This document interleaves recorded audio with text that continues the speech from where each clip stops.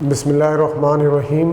अस्सलाम वालेकुम dear students. Unit number 5 में हमने लास्ट जो टॉपिक कंप्लीट किया था that was homeostasis up to thermoregulation.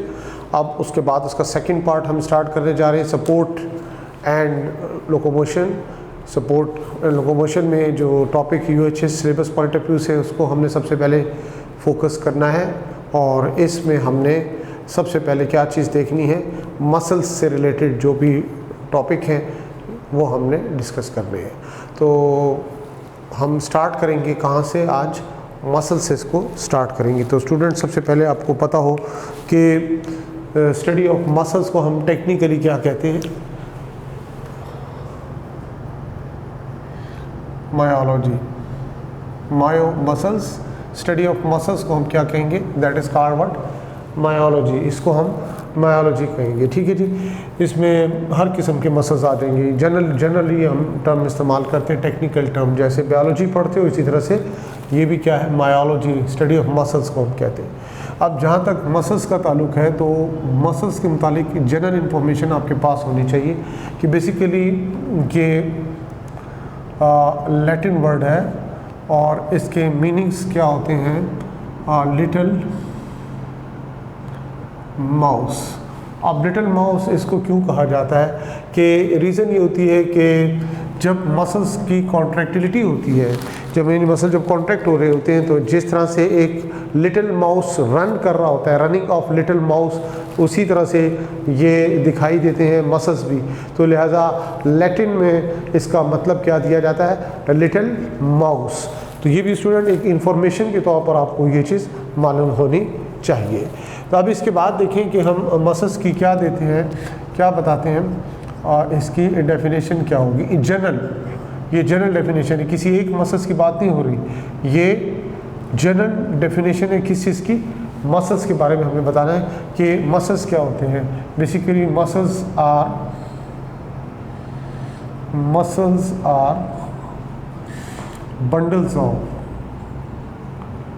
bundles of the cells or fibers, cells or fiber that can be contracted,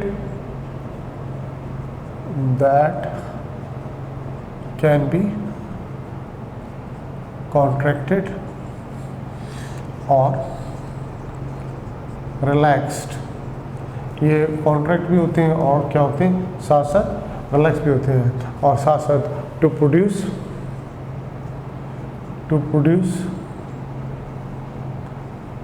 physical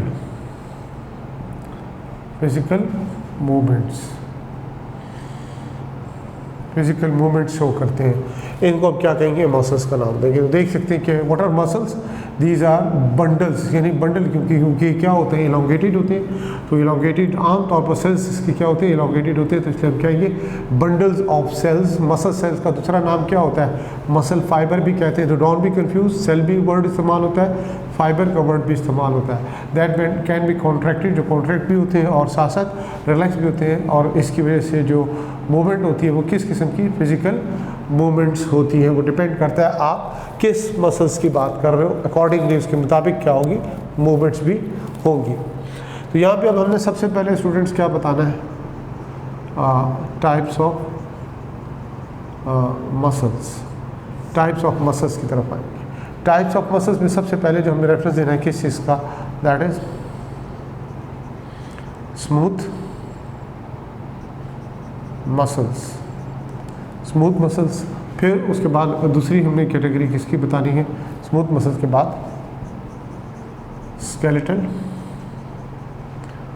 muscles, ठीक है जी। और तीसरी कैटेगरी आपके पास किस चीज़ की आ जाएगी, दैट इज कार्डिक मसल्स। हमने इसकी जो सीक्वेंस क्यों रखा है, किस बेस पे रखा है, वो आपको पता होना चाहिए। यानी यहाँ पे जब हम बात करते हैं किसकी, ये जो स्मूथ मसल्स हैं, इनको आप क्या कहोगे, ये बेसिकली क्या है, ये एवोल्यूशनरी पॉइंट ऑफ व्यू से अगर हम जाते हैं तो एवोल्यूशनरी पॉइंट ऑफ व्यू से आपको मालूम होना चाहिए कि अर्लीस्ट फॉर्म ऑफ मसल्स क्या है, अर्लीस्ट फॉर्म of muscles ये स्मूथ मसल्स है, ठीक है जी। फिर उसके बाद आ जाता है स्केलेटल मसल। स्केलेटल मसल के लिए जनरल जो हम टर्म इस्तेमाल करते हैं, याद रखिएगा, ये क्या होता है, मॉडर्न फॉर्म ऑफ मसल्स कहलाता है। फिर उसके बाद क्या आ जाएगा, कार्डिक मसल्स। कार्डिक मसल्स के बारे में आपको पता हो, मोस्ट मॉडर्न। तो 3 कैटेगरीज आपके सामने। अर्लीस्ट फॉर्म ऑफ मसल्स कौन से जी, स्मूथ मसल्स है। स्केलेटल मसल जो है ये जाहिर बात है ये अर्लीस्ट है, तो उसके बाद ये क्या मॉडर्न फॉर्म है। जब कार्डिक मसल्स की बात आती है तो ये क्या आएंगे, मोस्ट मॉडर्न। तो ये सीक्वेंस आपको इंफॉर्मेशन के तौर पर पता होना चाहिए। तो ये टाइप्स ऑफ मसल्स है। तो अब रही बात इनको डिस्कस करने के बारे में, तो हमने स्टूडेंट्स जो सिलेबस पॉइंट ऑफ व्यू से जाना है, और सिलेबस पॉइंट ऑफ व्यू से हमने मेनली फोकस किसे करना है, स्केलेटल मसल्स को हमने डिस्कस करना है। तो सबसे पहले आपको पता हो कि स्केलेटल मसल्स होते क्या हैं। स्केलेटल मसल्स का जहाँ तक ताल्लुक है कि ये वो मसल्स होते हैं, muscles that are attached, muscles that are attached, किसके साथ अटैच होंगे, टू द स्केलेटन,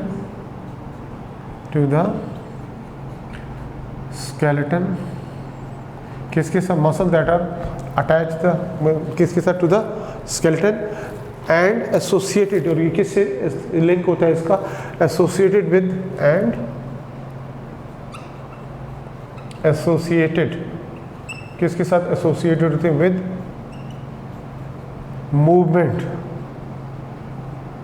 मूवमेंट। किस चीज़ की movement, movement of bones. And also इसके अलावा हम कह सकते हैं कि ना सिर्फ मूवमेंट ऑफ बोन्स है, and also whole body movement, whole body movements. ये क्या कहलाएंगे, स्केलेटल मसल्स कहलाएंगे। इनको आप क्या कहोगे, they are called skeletal muscles. Muscles that are attached to the skeleton, नाम से जाहिर है skeletal muscle which are attach with the skeleton and associated, जिसका ताल्लुक किससे, मूवमेंट से। मूवमेंट बॉडी पार्ट्स की मूवमेंट्स भी होती है, जैसे ये आर्म मूव कर रहा है, ये आर्म मूव किसकी वजह से कर रहा है, स्केलेटन मसल्स की वजह से कर रहा है। और फिर इसी तरह से मूवमेंट ऑफ क्या whole body movement, whole body से पूरी बॉडी एक जगह से दूसरी जगह मूव करती है, ये भी क्या है इसमें आ जाता है। तो इसको हम ओवरऑल क्या कहते हैं, स्केलेटल मसल्स का नाम देते हैं। तो हमने सबसे पहले इसके क्या देखने, जनरल फीचर्स देखेंगे, यानी जनरल फीचर्स। तो फिर उसके बाद हम उसके detailed structural details of the skeletal muscles की तरफ फिर हम आगे आएंगे। पहले जनरल फीचर्स से मुराद जनरल इंफॉर्मेशन आपको होनी चाहिए कि सबसे पहले जो ये स्केलेटल मसल सेल होता है, जिसको सेल फाइबर का नाम भी देते हैं, इसकी शेप कैसी होती है, यानी सेल शेप के बारे में हम बताते हैं कि सेल की शेप किस किस्म की होगी। तो आपको MCQs में ये क्वेश्चन पूछा जाता है, तो आपको मालूम हो कि ये शेप इसकी किस किस्म की हो सकती है। ये स्पिंडल शेप भी हो सकते हैं और ये सिलेंड्रिकल भी हो सकते हैं। ये क्या आ जाती है, सेल की शेप आ जाती है। इसी तरह से इसमें आपने क्या बताना होता है, नंबर ऑफ न्यूक्लियाई, न्यूक्लियस की तादाद कितनी होती है आपने बताना होगा कि ये क्या होते हैं, मैनी पर सेल। एक सेल में बहुत बड़ी तादाद होती है न्यूक्लियाई की, और इसकी पोजीशन कहाँ पे होती है, that is under the cell membrane. आपको पता हो सेल मेम्ब्रेन को क्या कहते हैं, इसकी सार्कोलीमा। सेल मेम्ब्रेन के बीनीथ द सेल मेम्ब्रेन भी कह सकते हैं, अंडर द सेल मेम्ब्रेन भी कह सकते हैं, ये इसकी पोजीशन होती है। और इसी तरह से शेप ऑफ न्यूक्लियस के बारे में भी आपको पता हो कि शेप ऑफ न्यूक्लियस। तो शेप ऑफ न्यूक्लियस के बारे में स्टूडेंट्स ये भी आपको पता होना चाहिए कि यूजुअली क्या होते हैं, ये ओवल इन शेप होते हैं। फिर इसी तरह से इसमें आपको ये बताना है कि मसल्स की अपीयरेंस किस किस्म की है, मसल अपीयरेंस। अब अपीयरेंस का जहाँ तक ताल्लुक है तो ये देखें कि इसकी जो अपीयरेंस स्टूडेंट्स याद रखना कि ये रेगुलर स्ट्राइप्स होते हैं, इसकी रेगुलर स्ट्राइप्स होती हैं, और जिसको आप एक और नाम भी देते हो, और क्या कहते हो, स्ट्रिएशन। रेगुलर स्ट्राइप्स और स्ट्रिएशन कहलाती है। यानी स्ट्राइप्स का जहाँ तक ताल्लुक है वो आप आगे चलकर जब आप उसकी डिटेल एनाटॉमी डिस्कस करोगे मसल्स की तो आपको पता चलेगा। उसमें बाकायदा रेगुलर क्या होते हैं, आपको लाइट एंड डार्क बैंड्स मिलते हैं, जिसकी वजह से इसको हम कहते हैं रेगुलर। इसमें स्ट्राइप्स होती हैं, स्ट्रिएशंस होती हैं। इसीलिए जो स्केलेटल मसल्स हैं इनको दूसरा नाम क्या दिया जाता है, ये दूसरा नाम इनका आ जाता है, ये स्ट्राइप मसल्स भी कहते हैं। तीसरा नाम इसका क्या आ जाता है, they are also called striated muscles कहलाते हैं। ठीक है जी। फिर इसके बाद एक और भी नाम देंगे, वो क्या होगा वो हम आगे चलकर बताते हैं। यानी इसमें अब हमने क्या बताना है स्टूडेंट्स, इसमें अब हमने आगे चलकर ये बताना है कि कॉन्ट्रैक्शन कंट्रोल कैसे होती है इसकी, कॉन्ट्रैक्शन कंट्रोल। कॉन्ट्रैक्शन कंट्रोल के बारे में जहाँ तक ताल्लुक है तो याद रखिएगा जो ये बेसिकली क्या होता है, वॉलंटरी होती है, वॉलंटरी। और किसके अंडर द कंट्रोल है, that is nervous system, under nervous system के अंडर कंट्रोल होती है। वॉलंटरी का मतलब क्या होता है, वॉलंटरी का मतलब स्टूडेंट्स ये होता है कॉन्शियसली कंट्रोल्ड। ये क्या होते हैं, कॉन्शियसली कंट्रोल्ड। ये कॉन्शियसली कंट्रोल यानी हमारी मर्जी से क्या होते हैं, कंट्रोल होते हैं। हमें पता होता है कि इनकी कॉन्ट्रैक्टिलिटी हम उसको इसलिए कॉन्शियसली कंट्रोल होते हैं। इसलिए इन मसल्स का एक चौथा नाम क्या आ जाएगा, इन स्केलेटल मसल्स को वॉलंटरी मसल्स भी कहते हैं। क्योंकि फर्स्ट टू टाइप्स जो हमने बताई है ना इसकी, यानी जो कौन कौन से इसमें कार्डिक, एक तो स्मूथ मसल और ये कौन से कार्डिक मसल्स, इनके बारे में आपको पता हो ये क्या होते हैं, ये इनवॉलंटरी होते हैं। ये दोनों क्या है, इनवॉलंटरी। जबकि स्केलेटल मसल्स क्या है, वॉलंटरी मसल्स होते हैं, क्योंकि ये कॉन्शियसली कंट्रोल्ड होते हैं तो इसलिए इनको हम वॉलंटरी मसल्स भी कहते हैं। तो लिहाजा नाम देख लें, स्केलेटल मसल्स, और क्या नाम आया, स्ट्राइप मसल्स, फिर क्या स्ट्रेटेड मसल्स, और फिर उसके बाद वॉलंटरी मसल्स। तो ये इसके डिफरेंट नेम्स हैं, इसका ख्याल करना है। एमसीक्यूज में अक्सर अल्टरनेट नेम्स के साथ क्वेश्चन आते होते हैं। फिर इसी तरह से क्या बताते हो, इसकी स्पीड ऑफ कॉन्ट्रैक्शन।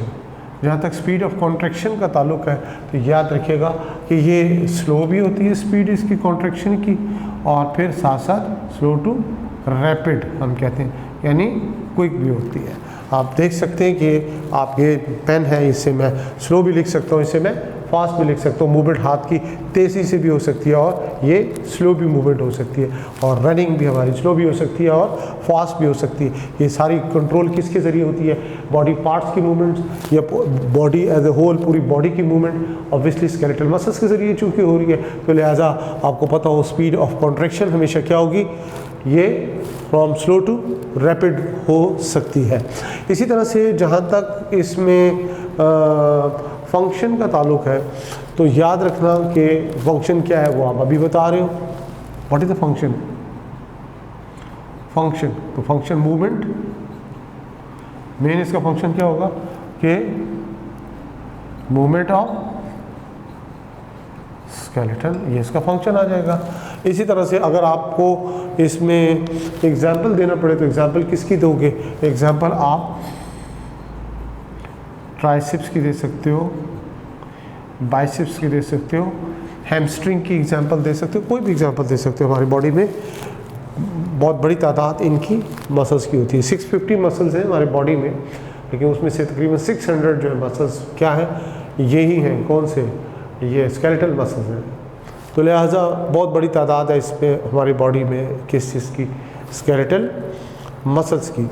तो स्टूडेंट ये अभी आपको सिर्फ और सिर्फ हमने क्या बताया, जनरल फीचर बताए हैं किस चीज़ के, स्केलेटल मसल्स के। तो लिहाजा हमने अब इसके बाद क्या देखना है, डिटेल से हम डिस्कस करेंगे स्ट्रक्चर ऑफ स्केलेटल मसल्स। जब स्ट्रक्चर पढ़ने के बाद हम उसको फर्दर आगे जाएंगे उसकी, क्योंकि हम एनाटॉमी डिस्कस कर रहे हैं तो हम उसके अल्ट्रा स्ट्रक्चर की तरफ जाएंगे।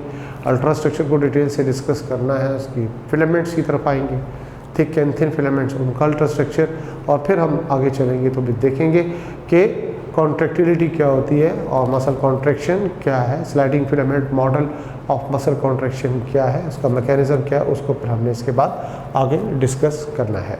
तो अब हम क्या देखते हैं, structure of skeletal, structure of skeletal muscles. देखिए अब हमने इसको देखना है कि इसके स्ट्रक्चर ऑफ स्केलेटल मसल्स क्या होता है। तो स्ट्रक्चर ऑफ स्केलेटल मसल्स के बारे में आपको सिंपली देखिए कि इसमें हमें मालूम हो कि ये जो स्केलेटल मसल्स होते हैं इनकी अटैचमेंट होती है किसके साथ, स्केलेटल मसल्स की अटैचमेंट होती है किसके साथ, बोन्स के साथ अटैचमेंट होती है इसकी, और किसके ज़रिए होती है, बाय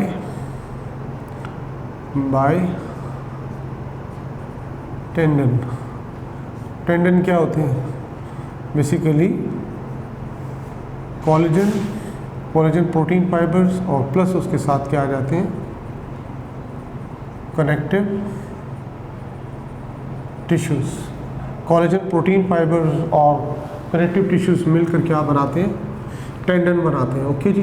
तो मसल्स जो है बेसिकली अटैच होते हैं बोन्स के साथ बाय टेंडन। तो अब इसमें हमें थोड़ा सा इसको देखना है कि सिस्टमेटिकली कि muscles consist of what, bundle of muscle fibres, फिर bundle of muscle fibre consist of what, muscle fibres. तो हमने सिस्टमेटिकली इसको लेकर चलना है और हमने देखना है कि इसको उसमें मज़ीद जो टर्मिनोलॉजी या रिलेटेड इसमें हमें एक्सप्लेनेशन चाहिए वो हम उसको किस तरह से एलैबोरेट करते हैं। तो उसके लिए स्टूडेंट्स ऑब्वियसली इसको हम साथ साथ एक डायग्राम के साथ लेके चलेंगे ताकि हमें समझना उसको आसान हो। जैसे मिसाल के तौर पर हम इसको यहाँ पे शो करते हैं, ये बोन के साथ इसको हम शो करते हैं, ये बोन हमने शो की है, व्हाट इज़ दिस बोन। अब हमने सिस्टमेटिकली इसको लेके चलना होगा और फिर हम इसमें बताएंगे कि जैसे मिसाल के तौर पर यहाँ से हम इसको स्टार्ट कर रहे हैं मसल्स को, ये क्या हमने शो किया, व्हाट इज़ दिस, ये इसका टेंडन आ जाएगा। ओके, इसके साथ अटैचमेंट होगी बोन के साथ, और फिर इसको हमने ये शो करना है, ये हमारे पास स्केलेटल मसल, ये शो किया हमने, what is this, skeletal muscle, ये स्केलेटल मसल है। अब स्केलेटल मसल्स में आपको पता हो it is covered by layer of connective tissue. इसके ऊपर क्या होती है, लेयर ऑफ कनेक्टिव टिश्यू। ये लेयर ऑफ कनेक्टिव टिश्यू हम इसके ऊपर शो कर रहे हैं। ये जो लेयर ऑफ कनेक्टिव टिश्यू है ये बेसिकली है क्या, इसके बारे में आपको पता होना चाहिए। ये क्या है इसकी, बेसिकली इसको हम कहते हैं एपीमाइजियम।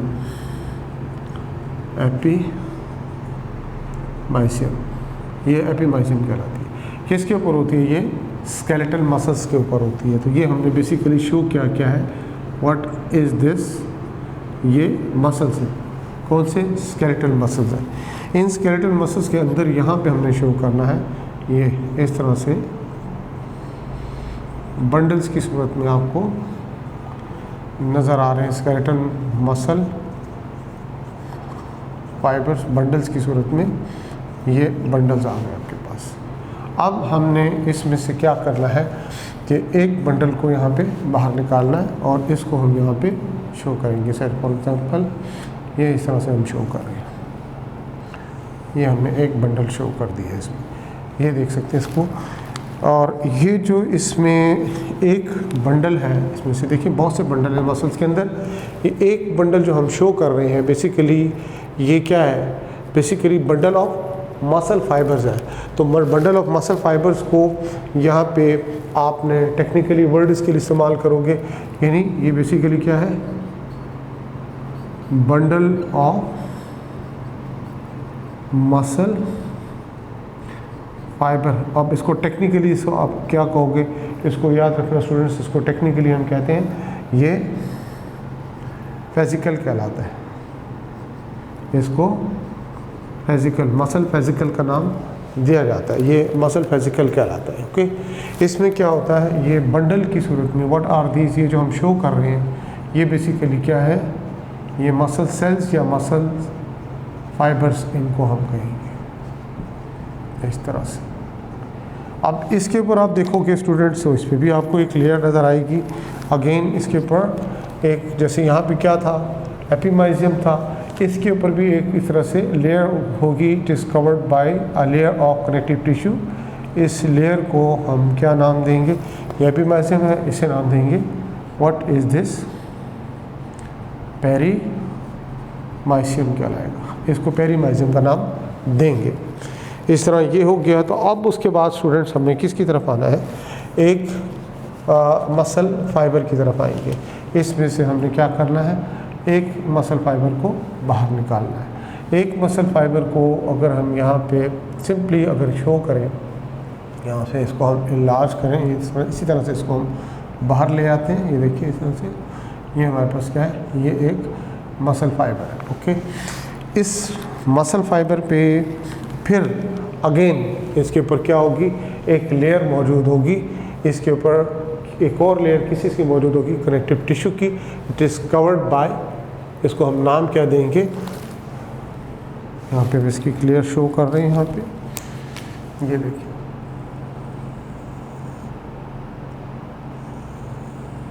इस लेयर को आप क्या नाम दोगे, that is called endomysium. Endomysium का नाम दोगे, ये एंडोमाइसियम कहलाएगी, इसको आप एंडोमाइसियम का नाम दोगे। इस तरह से इसको हम ये शो करें। इसका सेक्शन आपको नज़र आ रहा है किस चीज़ का, ये स्केलेटल मसल फाइबर भी कह सकते हैं इसको, स्केलेटल मसल सेल का नाम भी दे सकते हैं। यानी ये हमारे पास क्या है, मसल सेल। अब मसल सेल में आप देख सकते हैं, ये जो इसमें आप क्या शो करें, इसकी सेल मेम्ब्रेन है, इसको आप टेक्निकली क्या कहते हो, सार्कोलीमा। यानी ये इसकी क्या बेसिकली होती है, सार्कोलीमा इसकी क्या होती है, सेल मेम्ब्रेन होती है। तो स्केलेटल मसल्स जो होते हैं ये छोटे सेल नहीं हैं, ये अच्छे खासे बड़े सेल होते हैं, याद रखिएगा। बड़े सेल से मुराद क्या होता है कि इसकी जो इसका जो आप कह सकते हो थिकनेस का जहाँ तक ताल्लुक़ है, तो ये तकरीबन 10 से लेकर 100 माइक्रोमीटर क्या होते हैं, ये थिक होते हैं। और लेंथ वेरी करती है, वेरी डिफरेंट बुक्स में डिफरेंट डाटा है, तकरीबन 1 से लेकर 4 ये सेंटीमीटर तक इसकी क्या हो सकती है, लेंथ भी हो सकती है। डिपेंड करता है कि इसमें वेरी करती है इसकी लेंथ। बहरहाल हम कह सकते हैं कि स्केलेटल मसल सेल जो है इट्स अ ह्यूज सेल, और इसकी सेल मेम्ब्रेन को आप क्या नाम दे रहे हो, सार्कोलीमा, and it is covered by, किससे कवर्ड होता है, एंडोमाइसियम लेयर ने इसको कवर किया हुआ होता है। तो अब इसके बाद इसमें देखें कि इसमें इसके अंदर की तरफ अगर आप आएंगे तो आपको मालूम हो कि जैसे ये सेल मेम्ब्रेन है इसकी, अगर सेल मेम्ब्रेन को यूँ हटा दिया जाए, सेल मेम्ब्रेन को हम इस तरह से यूँ इसको यूँ थोड़ा सा हम इसमें यूँ रिमूव कर देते हैं, ये मिसाल के तौर पर इसको हमने यूँ रिमूव कर दिया है। तो आप इसके अंदर आप देखेंगे ये इस तरह, फिर हम यूँ पे कुछ दायरे शो कर रहे हैं, ये सर्कल आपको नज़र आ रहे हैं, इस तरह से ये सर्कल नज़र आ रहे हैं। इन सर्कल्स को भी अब हमने बाहर निकालना है, और फिर इसकी भी डिटेल आपको बतानी है कि ये इसमें क्या क्या होता है। यहाँ पे हमने क्या करना है, अभी पहले एनलिस्ट करना है कि इसके अंदर यानी सेल मेम्ब्रेन से अंदर, सार्कोलीमा से अंदर जो इसका साइटोप्लाज्म है, जिसको आप टेक्निकली क्या कहोगे, सार्कोप्लाज्म का नाम दोगे। यहाँ पे क्या होगा बच्चों, याद रखिएगा कि यहाँ पे हम शो कर रहे हैं, यहाँ पे क्या है इसका sarcoplasm, cytoplasm of the muscle cell is called sarcoplasm कहते हैं इसको, ठीक है जी। अब इसमें ये सिमिलर टू साइटोप्लाज्म, याद रखना। इसमें क्या होगा, इसमें आपको पता होना चाहिए, एक तो क्या होते हैं न्यूक्लियाई, वो हमने बताया अंडर दी सेल मेम्ब्रेन, बिल्कुल सेल मेम्ब्रेन से नीचे होते हैं, यानी इसमें कोई सेंट्रल कोई पोजीशन नहीं होती इसकी न्यूक्लियाई की।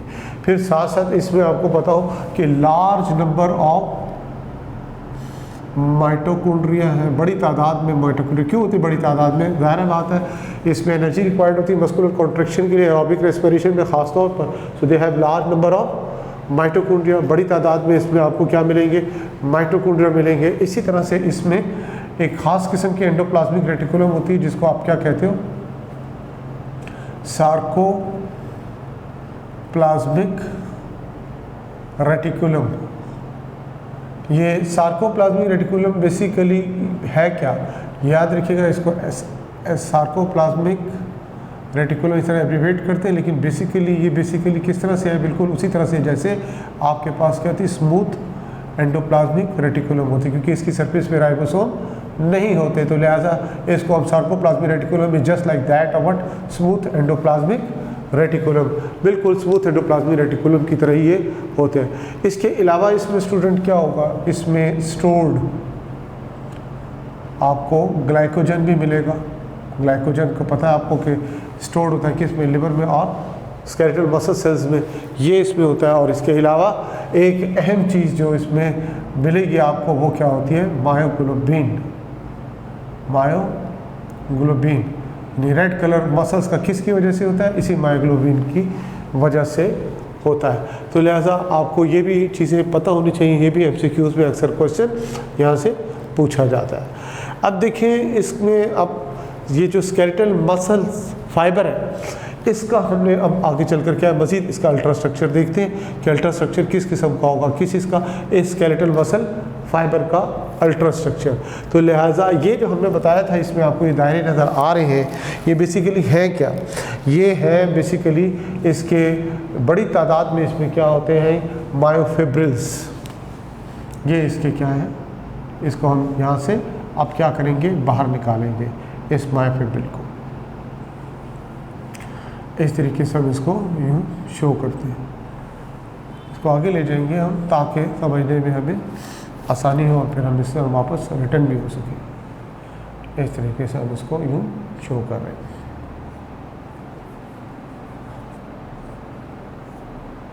ये आ जाता है। अब देखिए कि ये आपके सामने क्या आ गई, ये इसको नाम क्या देंगे, व्हाट इज दिस,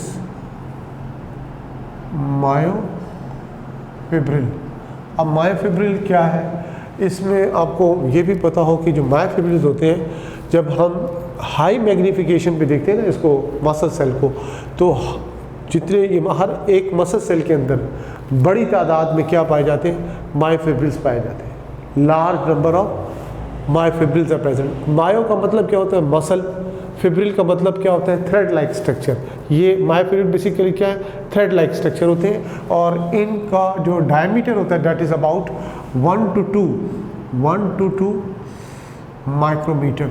ये इसका क्या होता है, डायमीटर होता है। और ये देखिए ये मसल सेल यहाँ से चल रहा है ना, ये तो मसल सेल की जितनी भी लेंथ होती है स्टूडेंट्स, याद रखना है आपने कि इट रन पैरेलल, ये बिल्कुल पैरेलल फैशन में इसके साथ ये रन करता है। क्या चीज़, मायोफिब्रिल्स होते हैं, रन करते हैं पैरेलल फैशन में, और एक्सटेंड होते हैं entire length of the muscle cell.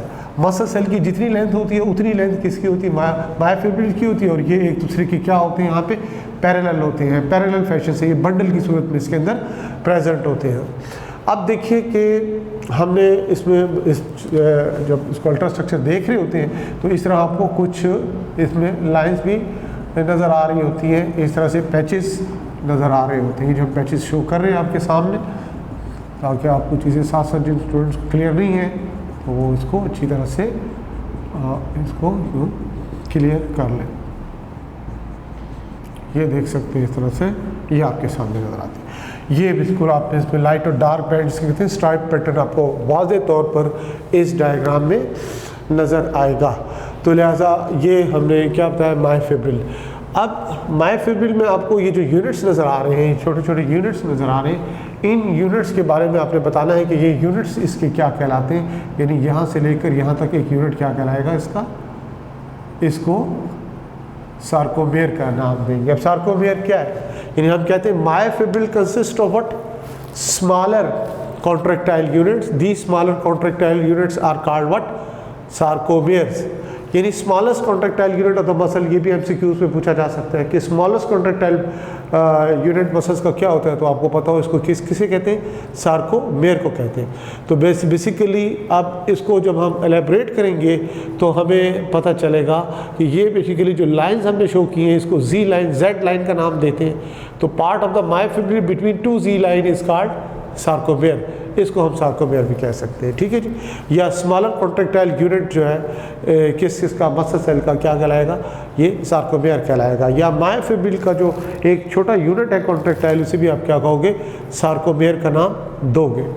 इसी से फिर आपको किसका कॉन्सेप्ट मिलता है students, light and dark band के बारे में पता चलता है कि लाइट बैंड क्या होता है और डार्क बैंड क्या होता है। तो स्टूडेंट हमने साथ साथ ये भी बताना है कि मिसाल के तौर पर अगर हम इसको क्या करें कि इनलार्ज करके बनाएं तो फिर हमें आसानी होगी कि हम एक एक चीज़ को एलेबरेट कर सकें। फिर उसके बाद जाएंगे हम आगे चलकर देखेंगे कि इसमें मायोफिलामेंट्स क्या होती हैं और मायोफिलामेंट्स का आपने स्ट्रक्चर कैसे शो करना है। तो स्टूडेंट डायग्रामेटिकली इसको लेकर चलना है हमने।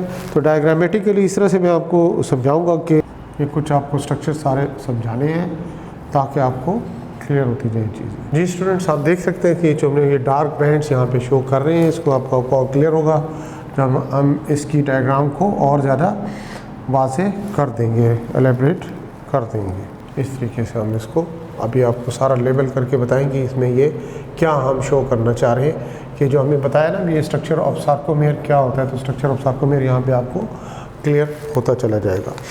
अब आप देखें कि ये जो हमने लाइन डार्क लाइन्स यहाँ पे शो की है, ये बेसिकली किसको रिप्रेजेंट करती है, ये बेसिकली जो रिप्रेजेंट कर रही है किस चीज़ को, ये डार्क बैंड को रिप्रेजेंट करती है। इसको हम क्या कहते हैं, डार्क बैंड। और डार्क बैंड को आप टेक्निकली क्या कहोगे, डार्क बैंड को आप टेक्निकली कहते हो ए बैंड का नाम देते हो, आल्सो कॉल्ड ए बैंड। ये ए बैंड डार्क बैंड कहलाता है, ठीक है जी। और ये बेसिकली कौन सी इसमें प्रोटीन होती है वो हम आगे चलकर बताएंगे। किसके बारे में, मायोसिन के बारे में। इसी तरह से ये इसमें आपको क्लियर करना होगा कि ये जितने भी आपको ये डार्क बैंड यहाँ पे शो किए गए, ये सारे डार्क बैंड हैं, ये कौन सी है, ये इसमें इसकी थिन फिलामेंट है। और थिन फिलामेंट से आपको किस चीज़ को एलेबरेट करना होगा कि लाइट बैंड कहाँ पे होता है। तो लाइट बैंड का भी आपको यहाँ पे क्लियर होगा। तो ये डार्क बैंड जो होता है basically made up of what, thick filament. ये किससे मिलकर बना है, ये थिक फिलामेंट से मिलकर बना है। और थिक फिलामेंट किससे मिलकर बनी होती है, मायोसिन। अल्ट्रा स्ट्रक्चर में हम इसको एलेबरेट करेंगे कि ये मायोसिन या थिक फिलामेंट क्या होती है। तो यहाँ ये थिक फिलामेंट और ये हमने क्या शो किया इसमें, what is this, thin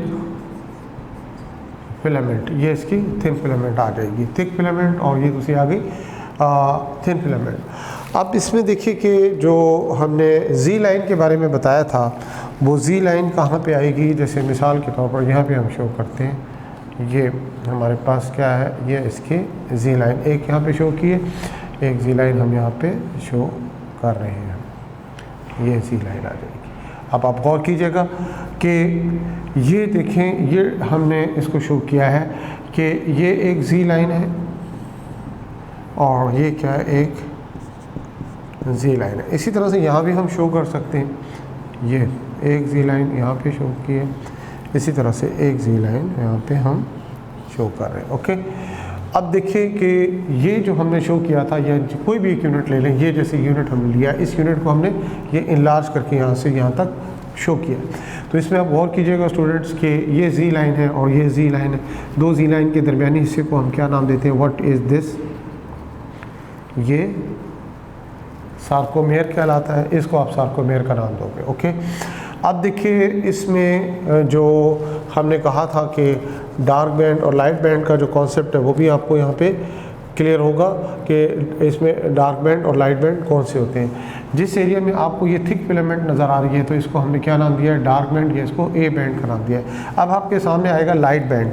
light band किसे कहेंगे, आप लाइट बैंड देखिएगा कि यहाँ से यहाँ तक, ये गौर कीजिएगा, इस जगह से इस जगह तक, ये पूरा जो एरिया है, ये वाला एरिया, इसे हम क्या कहेंगे, ये इसका लाइट बैंड कहलाएगा। इसको आप लाइट बैंड कहोगे या फिर इसको और क्या कहोगे, आई बैंड का नाम दोगे। ठीक है जी, ये ए बैंड है और ये क्या है, आई बैंड है। सवाल ये पैदा होता है कि ये ए बैंड इसको क्यों कहते हैं, ए बैंड इसको क्यों कहा जाता है। याद रखना है इसमें कि ए बैंड को इसके लिए कहा जाता है कि ये क्या होता है, ये एनाइसोट्रॉपिक होता है, ये एन आइसोट्रॉपिक होता है। एन आइसोट्रॉपिक का क्या मतलब है स्टूडेंट कि can polarise visible light, can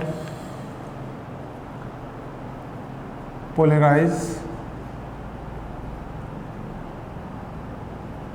visible light, इसलिए इसको ए बैंड। और इसी तरह ये जो आई बैंड है, आई बैंड, आई बैंड का मतलब क्या होता है, ये आइसोट्रॉपिक होता है। आइसोट्रॉपिक का क्या मतलब होगा स्टूडेंट्स कि isotropic means non polarising, non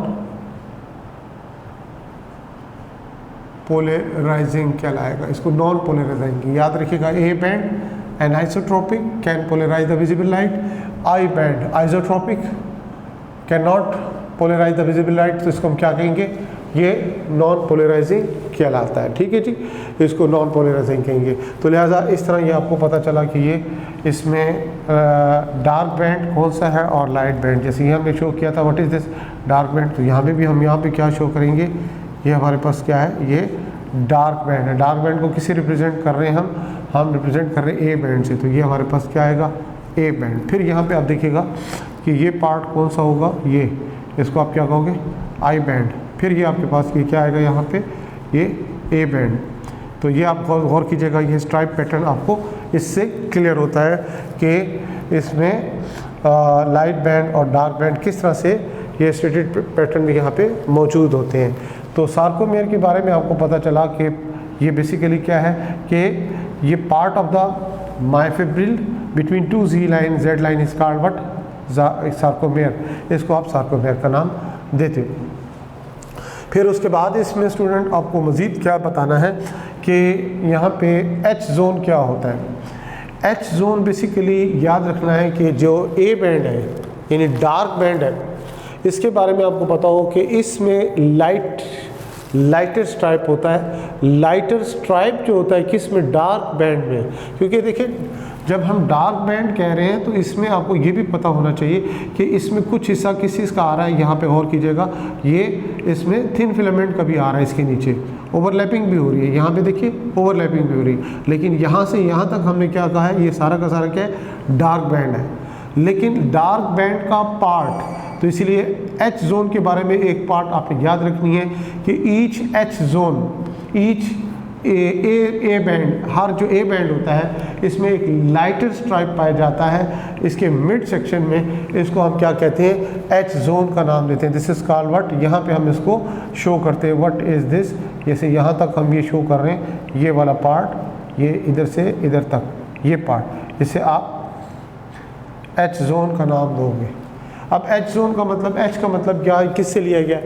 H का याद रखिएगा मतलब क्या होता है, एच किससे लिया गया है, दैट इज़ फ्रॉम हेले, और हेले का मतलब क्या होता है, दैट इज़ व्हाट, ब्राइट। हेले का मतलब होता है ब्राइट, ये होता है इस तरह से।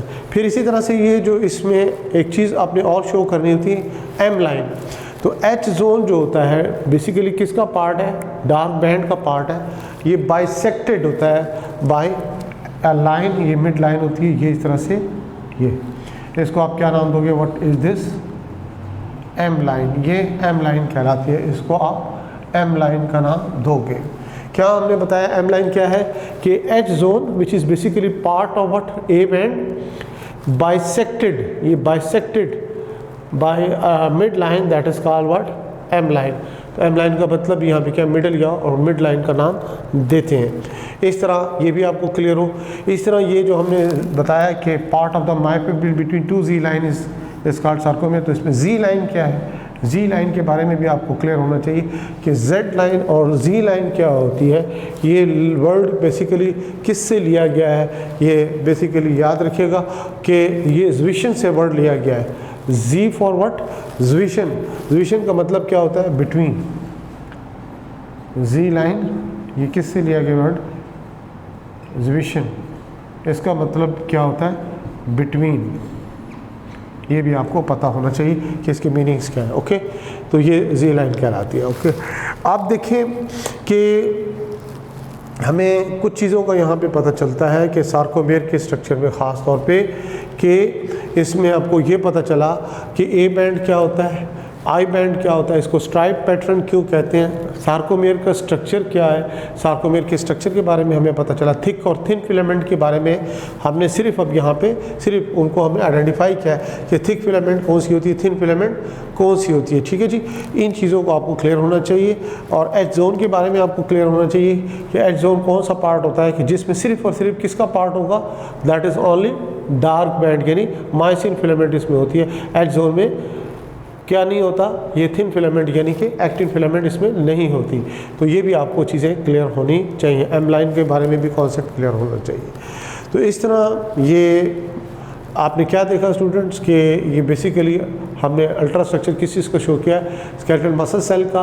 अब उसके बाद इसमें जो ये फिलामेंट्स हैं, कौन सी फिलामेंट, मायोफिलामेंट्स। मायोफिलामेंट कौन कौन सी है, एक थिक फिलामेंट है और दूसरी कौन सी थिन फिलामेंट है।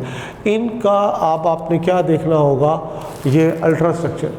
इनका अल्ट्रा स्ट्रक्चर जब हम देखेंगे तो हमारे मज़ीद आगे कॉन्ट्रैक्टिलिटी हम किसकी तरफ जाएंगे, मैकेनिज्म ऑफ मसल कॉन्ट्रैक्शन, यानी इसमें sliding filament model of muscle contraction क्या है, उसका कोर कॉन्सेप्ट आपको उसी से आगे चलकर क्लियर होगा जब हम अल्ट्रा स्ट्रक्चर स्टडी करेंगे, डिस्कस करेंगे किस चीज़ का, that is of myofilaments.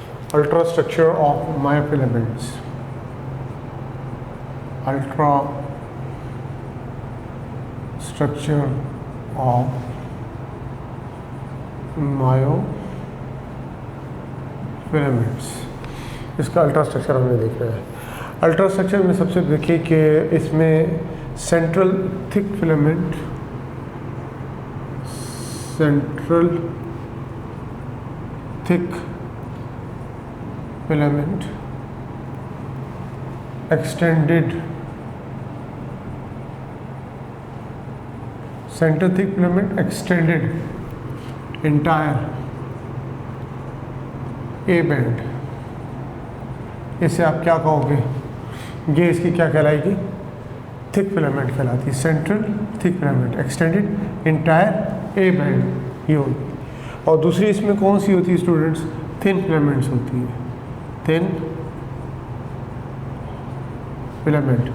Thin filament होती है एक्सटेंड अक्रॉस आई बैंड यानी थिन बैंड, लेकिन साथ साथ ये भी पता हो कि पार्टली इन ए बैंड, कुछ हिस्सा उसमें किस में होता है, ए बैंड में। अभी हमने डायग्राम में शो किया था ना, सार्कोमेयर के स्ट्रक्चर में हमने बताया था कि जो थिन फिलामेंट होती है एक्सटेंड अक्रॉस आई बैंड, जितना आई बैंड होता है वो सारा थिन बैंड सारा का सारा किस पर मुश्तमिल होता है, थिन फिलामेंट पे। लेकिन कुछ हिस्सा थिन फिलामेंट का कहाँ पर होता है, अंडर दी ए बैंड भी होता है, जिससे आप एच जोन को अलग करते हो, क्योंकि एच जोन में हमने बताया था कि थिन फिलामेंट नहीं होती। तो लिहाजा ये तो आपको पहले जनरली पता हो कि थिक फिलामेंट और थिन फिलामेंट क्या है और इनकी पोजीशन क्या होती है मायोफिब्रिल में। मायोफिब्रिल से मुराद आगे चलकर उसमें ख़ास तौर पर किसकी बात करते हैं, सार्कोमेयर की। तो आप सबसे पहले देखिए किसकी बात करोगे, थिक फिलामेंट की बात करोगे। थिक फिलामेंट जो है बेसिकली इसमें इसका 16 नैनोमीटर डायमीटर कितना होगा, 16 नैनोमीटर डायमीटर। किस चीज़ का, थिक फिलामेंट का डायमीटर कितना है, 16 नैनोमीटर। मेनली मेड अप इसमें प्रोटीन कौन सी होगी ये आपको पता होना चाहिए, that is what, myosin protein इसमें होती है। ठीक है जी। और इसमें टेल होती है, टेल जो कि आपको मालूम हो ये टर्मिनेटिंग टेल जो होती है टर्मिनेटिंग किस पे होती है, 2 ग्लोब्यूलर हेड्स पे होती है। ठीक है जी, 2 ग्लोब्यूलर हेड्स पे होती है। अब इसमें ख़ास तौर पर टेल के बारे में आपको पता हो कि जो इसकी टेल के बारे में हम बता रहे हैं कि इसमें बेसिकली क्या होती है, 2 लॉन्ग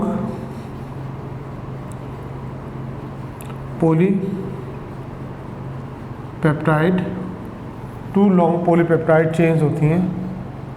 और ये 2 लॉन्ग पॉलीपेप्टाइड चेन्स के बारे में आपको ये भी पता हो कि ये 2 लॉन्ग पॉलीपेप्टाइड चेन्स होती है कॉइल्ड टुगेदर होती हैं।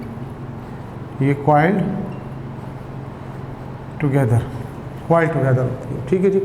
अब जो इसका हेड होता है, ये जो हेड है, इसे आप क्या कह सकते हो, इसको क्रॉस ब्रिज का नाम भी दे सकते हो, क्रॉस ब्रिज। वजह क्या होती है कि इसने अटैच होना होता है किसके साथ, थिन फिलामेंट के साथ, एक्टिन फिलामेंट के साथ इसमें ख़ास तौर पर इसने अटैच होना होता है कि एक्टिन प्रोटीन के साथ इसने अटैच होना होता है। तो इसलिए इसको हम दूसरा नाम क्या देते हैं, क्रॉस ब्रिज का नाम भी देते हैं किसके, इसके ग्लोबुलर हेड को। तो ये भी पॉइंट आपको क्लियर होना चाहिए। तो ये क्या आपके सामने स्टूडेंट्स थिक फिलामेंट की बात होगी। फिर उसके बाद इसमें हमने किसके बारे में बताना है, थिन फिलामेंट के बारे में बताएंगे। थिन फिलामेंट क्या होती है, पहले इसकी देख लीजिए कि डायग्रामेटिकली भी आपको क्लियर हो कि डायग्रामेटिकली इसको कैसे शो कर सकते हैं। यहीं पे हम इसको शो कर देते हैं, इसकी डायग्राम ये देखिए।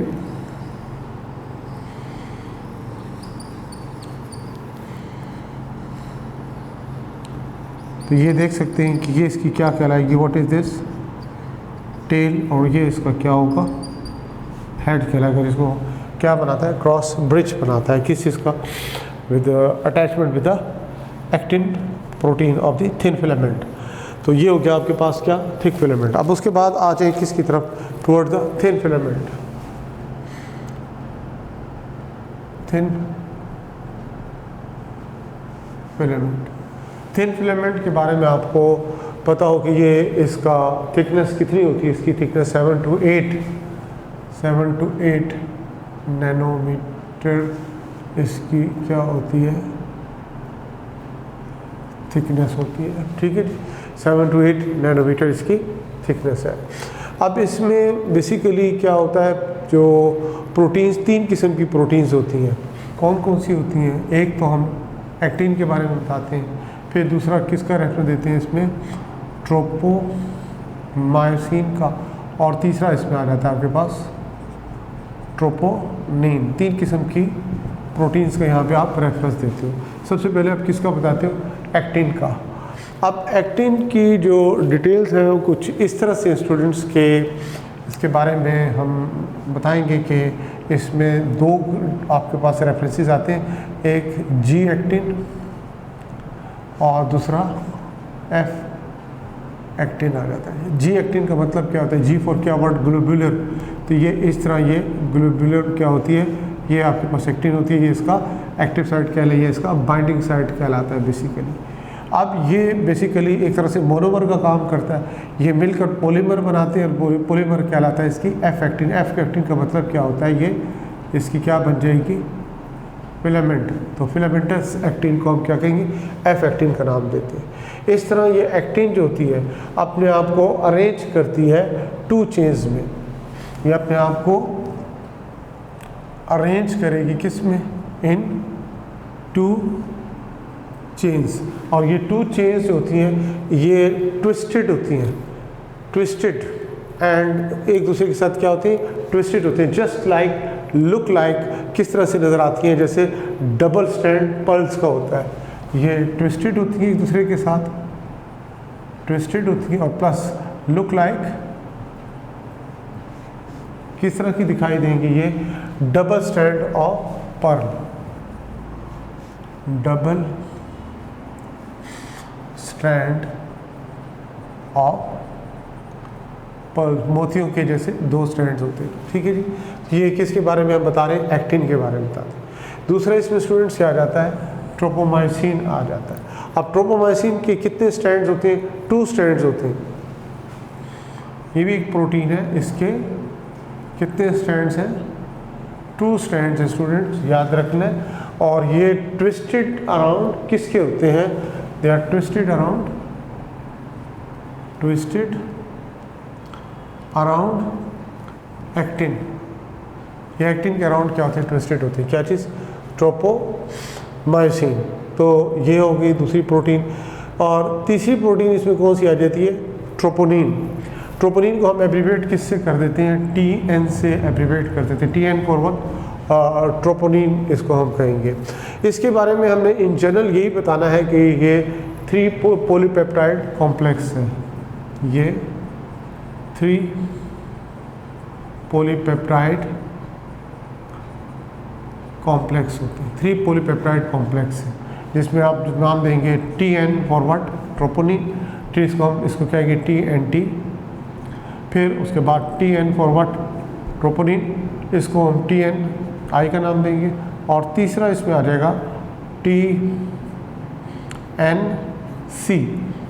तो ये 3 किस्में इसकी आ जाएंगी 3 पॉलीपेप्टाइड कॉम्प्लेक्स की। पहले TNT के बारे में बताएंगे कि नाम पर गौर कीजिएगा, TN ट्रोपोनिन, और किसके साथ इसकी अटैचमेंट हो रही है, विद ट्रोपोमाइसिन। यानी ये ट्रोपोनिन जो ये बेसिकली ये वाला जो ट्रोपोनिन पॉलीपेप्टाइड कॉम्प्लेक्स है, ट्रोपोनिन पॉलीपेप्टाइड कॉम्प्लेक्स है, ये किसके साथ अटैच है, दैट इज ट्रोपोमाइसिन के साथ अटैच होगा। ठीक है जी। और फिर TNI के बारे में आपने बताना, ये इसका क्या कहलाता है, ये इनहिबिटरी सब यूनिट कहेंगे इसको, इट इज सब इनहिबिटरी। और TNC के बारे में आपको पता हो कि ये अटैच किसके साथ होगा, ये कैल्शियम आयंस के साथ अटैच होगा। जब कैल्शियम आयन आते हैं तो ये आकर किसके साथ पहले अटैच होंगे, ये TNC के साथ। TNC जो है ये किसके, ये पॉलीपेप्टाइड कॉम्प्लेक्स है, ख़ास तौर पर इसने किस को एक्टिवेट करना होता है, ये ट्रोपोमाइसिन को। ये इस तरह से हट जाती है किससे, एक्टिन से, ताकि जो क्रॉस ब्रिज है वो बन सके, क्योंकि इसने क्या है कि ट्रोपोमाइसिन ने बेसिकली इस तरह से कवर किया हो जाता है किस चीज़ को, एक्टिन को, कि वो इन रेस्ट कंडीशन कोई क्रॉस ब्रिज नहीं बन, उसकी पोजीशन ही नहीं बनती। लेकिन जब ये कैल्शियम आयन आकर अटैच होते हैं TNC के साथ, तो फिर ये ट्रोपोमाइसिन जो है ये मूव करता है, ओरिएंटेड होता है, और इस तरीके से ओरिएंटेड होता है कि वो एक्सपोज कर देता है binding side of the actin, और फिर हेड जो होता है किस चीज़ का, थिक फिलामेंट का, वो उसके साथ जाकर अटैच हो जाता है। इस तरह से हम इसको शो कर सकते हैं। स्टूडेंट देखें कि ये मिसाल के तौर पर ये हम पर्ल शो कर रहे हैं, ये देख सकते हैं आपके पास, ये क्या है, व्हाट आर दीज आर, ये पर्ल्स, एक चेन आ गई किस चीज़ की, F-एक्टिन की, और फिर ये इसकी दूसरी चेन हमें शो करनी है, ये इसकी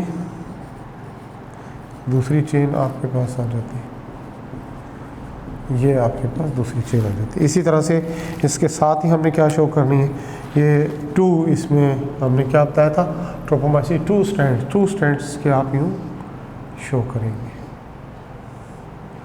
ये 2 एक स्ट्रैंड आ गया इसका, ठीक है, और ये इसका आपने सेकंड स्ट्रैंड शो करना है, एंड सो ऑन। ये 2 स्ट्रैंड आपके पास किससे आएंगे, ट्रोपोनिन के आ जाएंगे। और फिर उसके बाद 3 पॉलीपेप्टाइड कॉम्प्लेक्स हैं, 3 पॉलीपेप्टाइड कॉम्प्लेक्स में एक किसके साथ अटैच है, विद ट्रोपोमाइसिन, एक किसके साथ होता है, विद एक्टिन, और एक यहाँ पे प्रेजेंट है, इसके साथ आकर क्या अटैच होता है, that is what, calcium ion इसके साथ आकर अटैच होते हैं। तो फिर ये इस तरह से ट्रोपोमाइसिन को हटाएगा, जब हटाएगा तो फिर ये हेड जो है ये इसके साथ क्या बनाएगा, इसने आकर इसके साथ क्रॉस ब्रिज बनाना होता है ताकि वो कॉन्ट्रैक्टिलिटी प्रोसेस को स्टार्ट कर सके।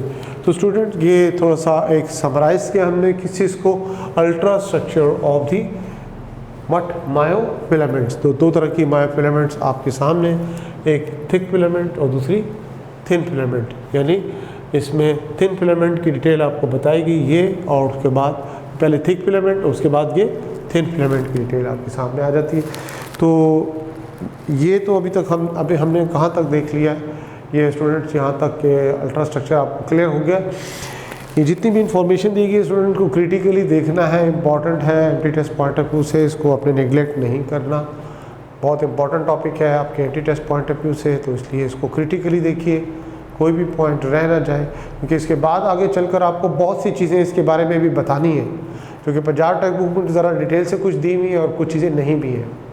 जैसे मिसाल के तौर पर आपने न्यूरोमस्कुलर जंक्शन डिस्कस करना है, फिर उसके बाद उसमें आपने देखना है कि टी ट्यूब्यूल्स किसे कहते हैं, एक मोटर यूनिट क्या होता है, ट्रायाड किसे कहते हैं। इसी तरह से इसमें आप आगे चलोगे तो देखोगे कि ऑल एंड नन प्रिंसिपल क्या होता है, और डिग्री ऑफ कॉन्ट्रैक्शन का क्या मतलब होता है। ये जितने भी मैंने टर्मिनोलॉजीज़ या वर्ड्स यूज़ किए बेटा, ये नेक्स्ट लेक्चर में मैं कोशिश करूँगा सबको अच्छे तरीके से आपको एलेबरेट कर दूँ कि जाके इनमें से अगर कोई क्वेश्चन बने तो आप इसको ईजीली कवर कर सकें। उसके साथ साथ हम आगे भी चलेंगे और हम क्या देखेंगे कि एनर्जी फॉर मसल कॉन्ट्रैक्शन, उसके सोर्सेज क्या क्या होते हैं, और फिर मसल से रिलेटेड जो डिसऑर्डर्स हैं वो भी हम इसमें डिस्कस करेंगे इंशाल्लाह। तो होपफुली यहाँ तक चीज़ें समझ में आ गई होंगी, और अगर नहीं आई हैं तो डिस्कशन के दौरान आप ज़रूर क्वेश्चन किया करें, ज़रूर पूछा करें, और कोशिश ये किया करें कि लेक्चर अटेंड करने के बाद उसमें से जो पॉइंट्स हो वो ज़्यादा अहम होते हैं स्टूडेंट्स, उन पर ज़्यादा फोकस किया करें। तो इंशाल्लाह मुलाकात होती है नेक्स्ट लेक्चर में। अल्लाह हाफ़िज़।